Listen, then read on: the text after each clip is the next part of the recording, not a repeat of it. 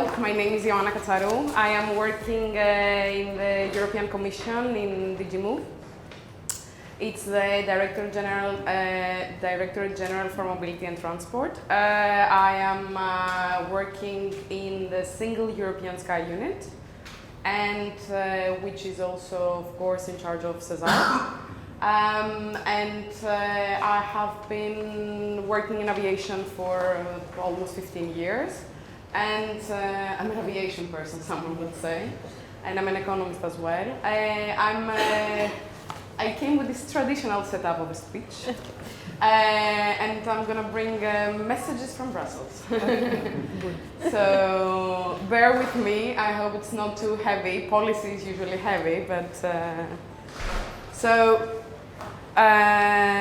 thank you for inviting me. It's a great pleasure for me to be here, especially here in Athens, which is my city. The city I was born and the city I studied. And I thank Anna, Georgia, and Future Needs for inviting me. And I'm here also to learn, because I want to see all your interesting projects. You cannot assume it, but it's not very often that we see projects very close. So it's, yeah.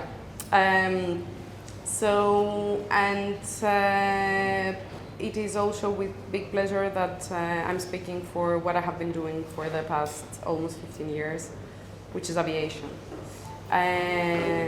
Aviation, as we all know, has been a cornerstone of European citizenship, bringing our people, businesses and cultures even closer together. It is a vital lever for Europe's wealth and well-being, a testament to our continent's ingenuity and connectivity, and we want this to continue.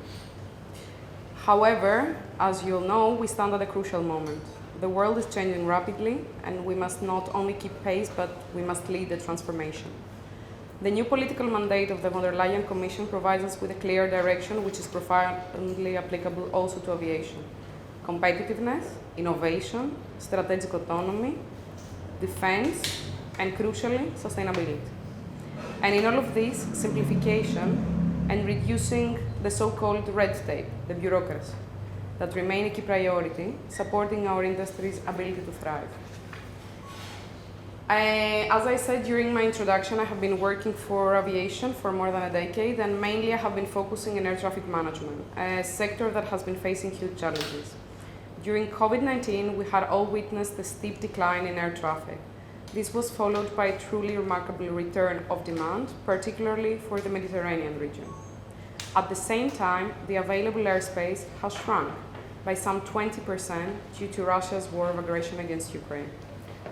Add to this the increasing pressure and expectations to reduce the environmental impact of flying, and you have a very complex landscape.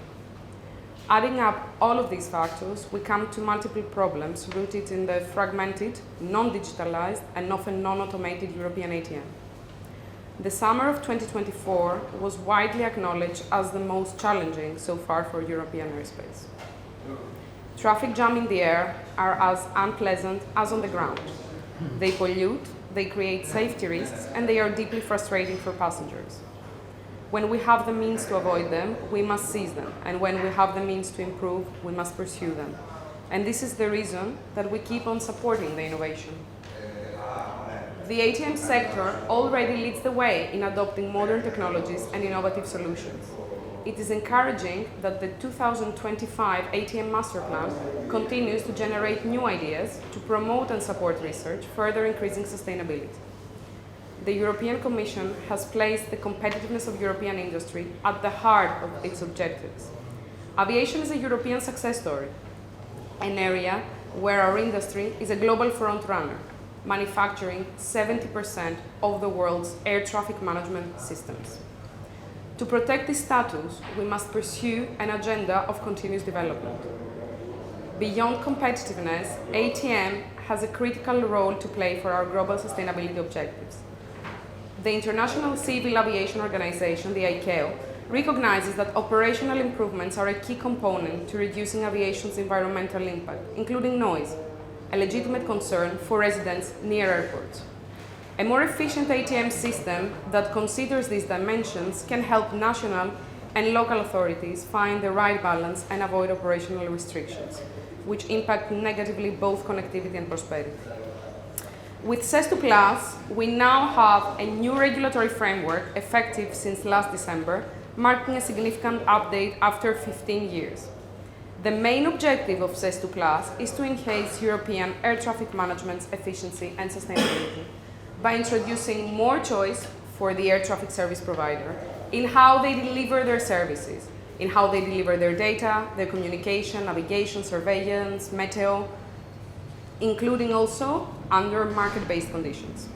This flexibility should encourage innovation, reduce the duplicated infrastructure, and stimulate cross-border cooperation.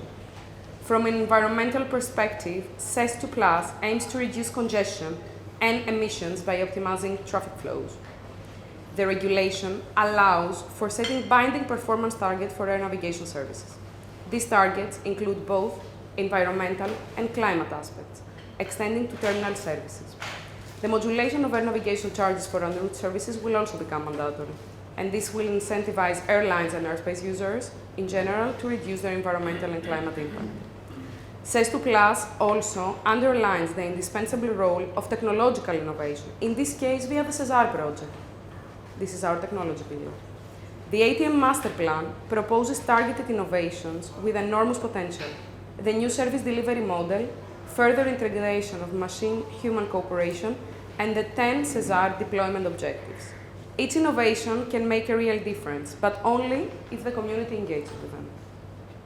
I am pleased to highlight that on 1st of April, the SESAR 3JU launched a call for proposals for exploratory and industrial research amounting to 254 million euros, targeting functionalities needed to bring the ATM Master Plan into life. And I urge all the research entities and the operational stakeholders to respond by the deadline of the 16th of September and propose projects today that will become the SESAR solutions of tomorrow. Deployment will be equally important. We cannot afford to lose technical solutions after the research phase. It is clear that following up on the ATM Master Plan will be a joint effort. Crucially, SES2+ extends the regulatory framework to drone services, including requirements for the price regulation of common information services. This provides the NSAs, the National Supervisory Authority of Aviation, with a basis to regulate these new services, safeguarding the competitive model of use-based services and paving the way for the safe and efficient integration of urban air mobility. The EU drone market is projected to grow rapidly in the coming years. Drone services and operations are expected to soon outnumber those of manned aircraft. To foster technology uptake, public acceptance of drones is essential. This requires tackling issues related to environmental protection, safety, security, and privacy. Beyond SES2+, there is a foundational framework that is already in place. Since 2018, all unmanned aircraft have been subject to harmonized operational rules. Since January 2023, EU space legislation became applicable, which significantly facilitates the integration of the unmanned aircraft into the airspace. Additionally, the Commission adopted the EU Drone Strategy 2.0 in November 2022. This strategy takes stock of the initial implementation of the EU regulatory framework. It also identifies important synergies between civil, defense, and space industries. The strategy includes the Commission's vision for the development of the drone sector by 2030. It also outlines 19 flagship actions. These actions aim to further build the European drone services market. They also strengthen European drone civil, security, and defense industry capabilities and synergies. Beyond operational efficiencies, there is also our commitment to sustainability that extends to the energy that powers our aircraft. Let's talk about the present, the rollout of the SAF mandate. Through RefuelEU Aviation, we have laid down an ambitious, clear, simple, and predictable legal framework for the next 25 years, aiming to radically change how energy in aviation is produced and is sourced. Let me state this clearly. The mandates are here to stay. The EU is firmly committed to increasing the uptake of SAF with RefuelEU Aviation. Yes, the mandates are new, and new things always come with their challenges. But kicking the can down the road would only create a much more difficult gap to catch up with. SAF is not just about decarbonization. With the right conditions, it has immense potential to improve Europe's strategic autonomy and energy diversification, creating new sources of competitiveness, jobs, and high-tech innovation. We are confident that the EU's biofuel capacity will exceed the minimum share for the next 10 years. As announced earlier this year, the Commission will present the Sustainable Transport Investment Plan in Q3 2025. Despite the clear regulatory framework, there is a persisting market failure for the eSAF, and the SAF market is still new. We have over 40 SAF projects in the EU pipeline, but none of them has reached the final investment decision. We have listened carefully to the industry, who tells us that producers are held back by a combination of factors: large capital investments, risks linked to first-of-a-kind plant, a mismatch in time horizons between what SAF producers need and what off-takers need. All of this adds up to a perceived first-mover disadvantage. With the STIP, the Sustainable Transport Investment Plan, the Commission will propose measures to stimulate eSAF production by de-risking investments and facilitating off-take, looking to the short and medium term at current and future resources, and with the help of member states. Our goal is to transform the first-mover disadvantage to a first-mover advantage. Courage and risk-taking must be rewarded in Europe. Ladies and gentlemen, let me conclude by reiterating that this European Commission believes in aviation. We believe in the crucial role the European aviation industry plays in contributing to our energy independence, our industrial and technological sovereignty, our shared security, our competitiveness, and our connectedness. The European aviation sector must remain a global leader, with the most modern aircraft, the most advanced SAF technologies, and innovative ATM technologies, all underpinned by robust, transparent, and well-functioning markets. Aviation finds itself at the beginning of the most profound modernization process in its history, leading us towards climate neutrality by 2050. With cooperation and a shared commitment from all of us, member states and stakeholders alike, we can use the tools at our disposal as stepping stones toward more coordinated, sustainable, and efficient air travel. From CES to Plus to the STIP, from research to deployment, from technology and innovation to the real return on society. Let us seize this opportunity to build the future of European aviation together. Thank you.